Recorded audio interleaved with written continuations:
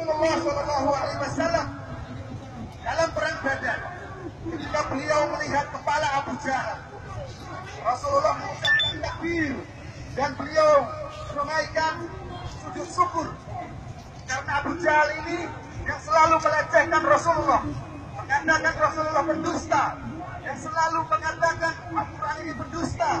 Allah mengabadikan ucapan orang-orang kafir itu. In hadza asatirul awwalin. Al-Quran ini hanyalah dongeng orang-orang terdahulu. Dan saat ini, demi Allah, sifat Abu Jahal ada pada Ahok Anatullah alaih. Tapi saudara-saudara yang dirahmati Allah Subhanahu wa Ta'ala, Rasulullah sangat berbahagia ketika melihat kepala Abu Jahal.